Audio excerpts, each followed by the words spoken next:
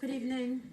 It's nice that you honored all those children tonight, but also ironic because you've been mean to mine. I'm Clarice Alves from Hoover Avenue in Peekskill. I'm also the mother that you accuse of teaching her child hate on your Instagram. So Peekskill Mayor has not been friendly to my daughter this week. She came to this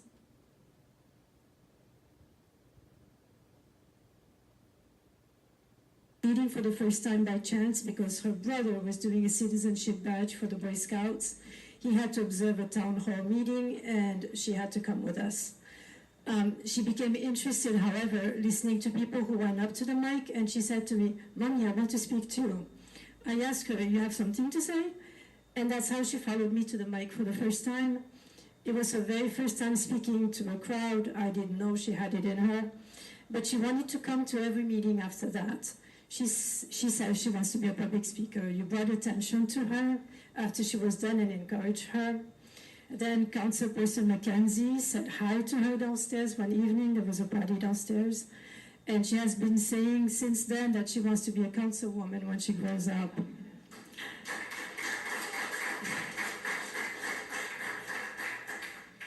When I explained to her why it was better not to come to the meeting tonight for the time being, she said, "But why did he do that, Mommy?" Speaking about you, Mr. Mayor. I was nice to him, and other people were mad at him, and I was nice and polite with him. She thinks this is online bullying, doesn't understand why an adult who should know better would do that, is now angry with you.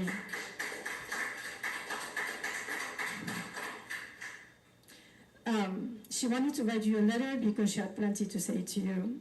In effect, you use a 10-year-old's inexperience at juggling subtleties to accuse her and me of promoting hate.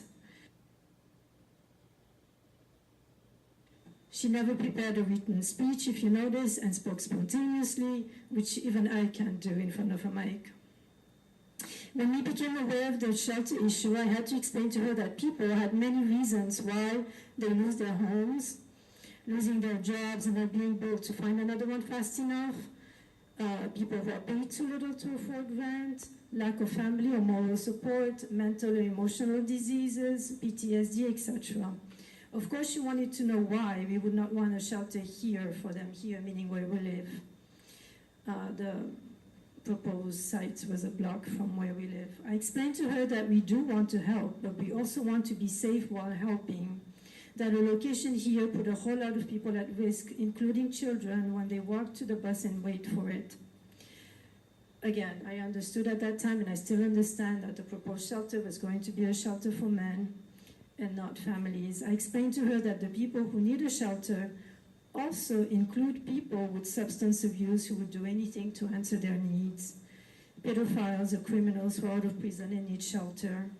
We all agree, and we said it repeatedly at the mic, at least I did, that we're not against a shelter in Peekskill. We all may need one day. There are decent people out of luck, but there are enough people who pose a threat to others also seeking shelter that we needed to find a place where the risk can be better monitored. I personally ask you to watch out for us too, as you watch out for the homeless. But evidently you had made up your mind about us being haters and never considered that we were sincerely trying to preserve what little we have while still providing for those who have less. You posted a picture of your son donating clothing. By the way, we donate clothing several times a year and never thought to post it. I have currently 4 boxes full of stuff to donate. Maybe it's worth a mention in the local newspaper at this rate. You could have just commented on your donation and left it at that and remained positive, at least in the public space. You did not have to put down others to feel even better about yourself for donating to the homeless. You know nothing about my life and my morals, and you still started very public conversations tied to people beyond Peekskill even, based on extreme assumptions. You have people joining in the conversation who know nothing about me. I know this is all falling on deaf ears. You accused us of being negative, ignorant, prejudiced, and closed-minded while managing to illustrate those states of mind yourself. I also have a letter from my daughter Keep in mind that she's 10, it's stream of consciousness, and she's very angry at you. Hello, my name is Maëlys, and I can't believe that you would post such a thing, saying that parents are teaching their kids hate, and that is straight up rude. As mayor, you can't say such rude things, and also parents are teaching their kids. What parents are teaching their kids is none of your business. I am not dumb. I know that you're talking about me and my mom because what other kid has shown up to a meeting? So that is even ruder. And parents are not teaching their kids hate. We don't hate the idea of a shelter. We don't like the location. And you have responsibility as mayor, and that means not lying. But you did lie. You said that you didn't have anything to do with sites like social media, Twitter and Instagram, and you lied and said something so horrible and wrong. With anger, Maëlys Alves. Thank you.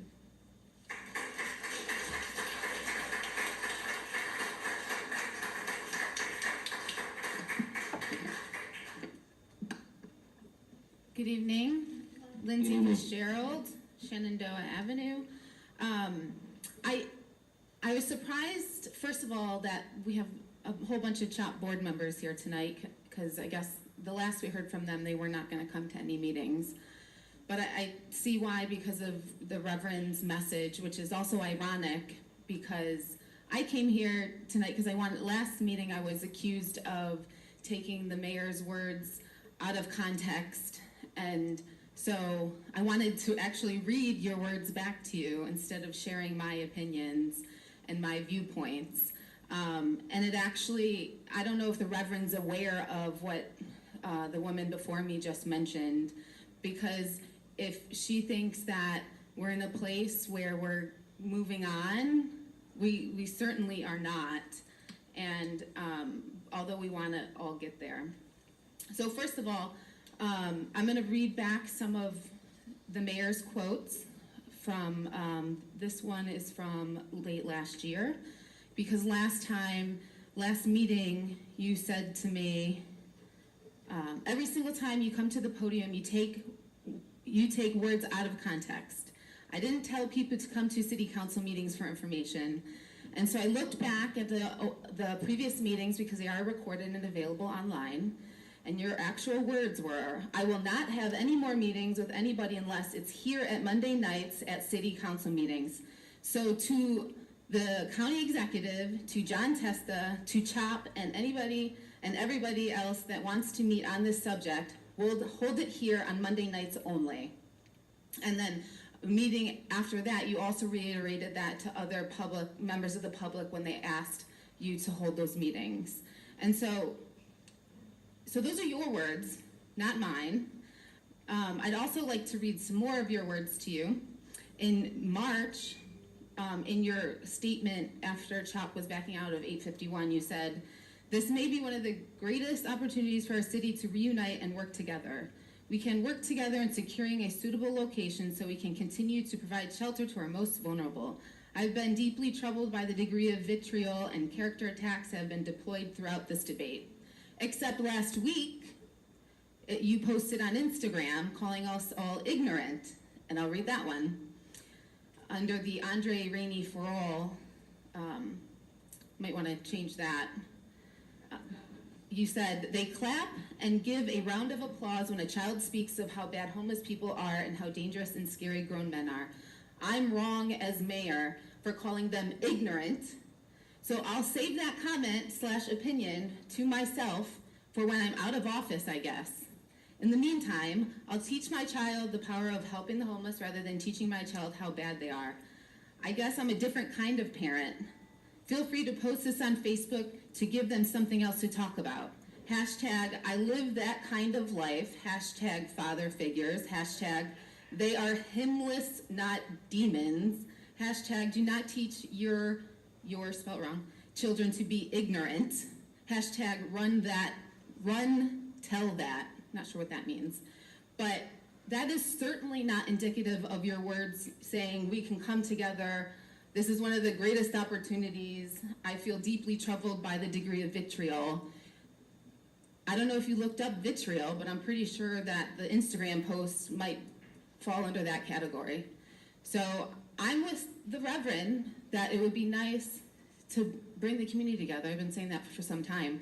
But when random posts like this come out of nowhere from our mayor insulting a 9-year-old member of the public and her mother, that is certainly not appropriate. And last time you said you wouldn't apologize to Elena, who I know who is coming up, but I certainly think you should apologize to that adorable little girl and her mother. Thank you.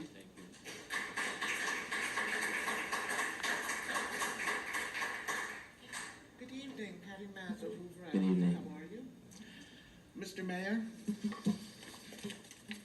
never in my life have I ever been embarrassed to be part of Peekskill till I read this. And what even embarrassing is some of the council people actually liked it, okay? Do you realize that you hashtagged clothing companies? Kevin Hart, J-Lo, what do they have to do with Peekskill and this property? You didn't hashtag your post. You only hashtagged your responses and told them to read our responses. Where do you get off? Who do you think you are? This is our town, not just yours. I brought up the fact that that woman right there shoved my son one day and you turned around and made it come. What am I supposed to do? The police chief was there. It's all here in writing. Is this what you want your fellow people to see up here? That's disgusting. My son had a disability. I had a right to come up here and fight for what I believed in, but this has nothing to do with CHOP. This has to do with you talking about another person's child. My neighbor's child who I happen to know and love. That was disrespectful what you did. The one thing I always said about you is I respected you because you had a lot to do with Peekskill's youth, and you led them correctly. Now I take those words back. Because you're sitting there acting like we used that child to come up here and prove a point. What did you do with your son's picture on top of that post? You did the exact same thing. It's a photo op. That's all it is, and it's disgusting. Now, let's talk about the people that you tagged in that post. Okay? Rappers, music producers, J-Lo, Kevin Hart, actors, governors, council people. What does J-Lo care about this? Answer me a question. Can you answer that question? No, you can't, right? Because it's disgusting. And you're not my mayor. Good night.